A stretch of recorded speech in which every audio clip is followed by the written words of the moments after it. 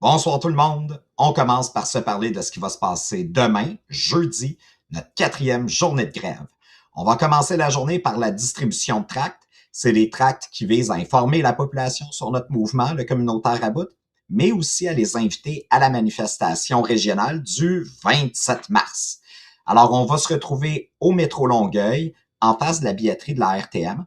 Par contre, l'heure a été modifiée. On peut juste commencer à distribuer des tracts à partir de 9 heures parce que la RTL considère qu'à l'heure de pointe, il y a des enjeux de sécurité.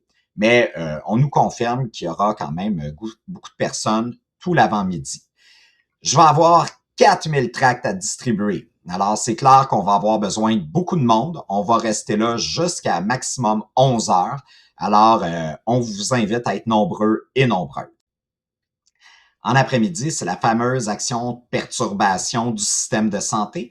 On va se rejoindre sur le terre-plein en face de l'hôpital Pierre-Boucher à 14 heures. Le terre-plein est vraiment situé du côté de l'hôpital. Il est très grand, là, vous allez le voir. Puis sinon, on va déjà être présent sur place pour vous accueillir. Ça va être important d'être un maximum de personnes. Il y a même des gens des autres villes qui vont joindre à nous. Alors, assurons-nous d'être bien nombreux, bien nombreuses, bien visibles.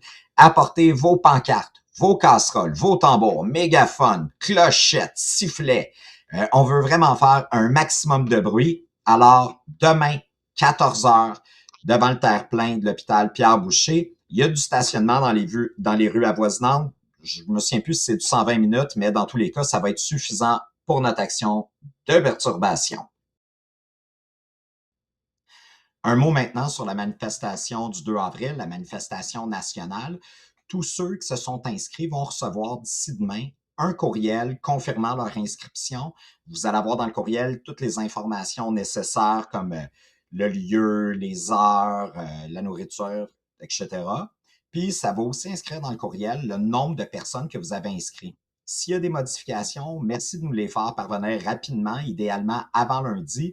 Ça va nous permettre au besoin de louer des autobus supplémentaires ou de libérer vos places. D'ailleurs, parlant d'autobus supplémentaires, on est rendu à 9. On risque de monter jusqu'à 10.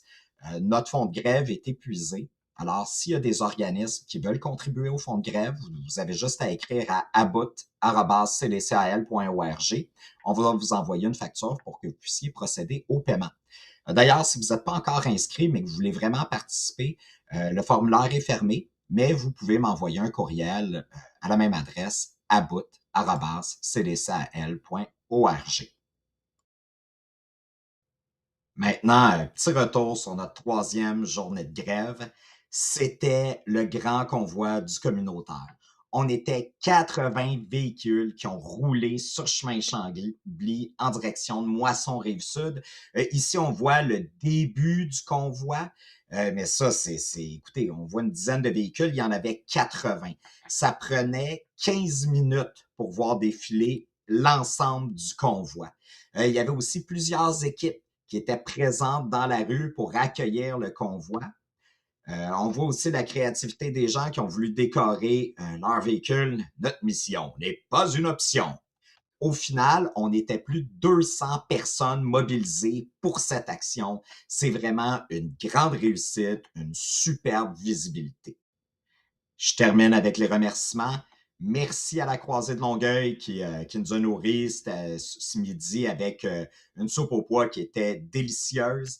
Merci aussi à Olivier Lachapelle de la CDC qui a animé un atelier sur la transformation sociale. Merci de rendre notre quartier général vivant aux couleurs du communautaire. Fait que la mobilisation se poursuit. On se retrouve demain pour les différentes actions. Bonne soirée.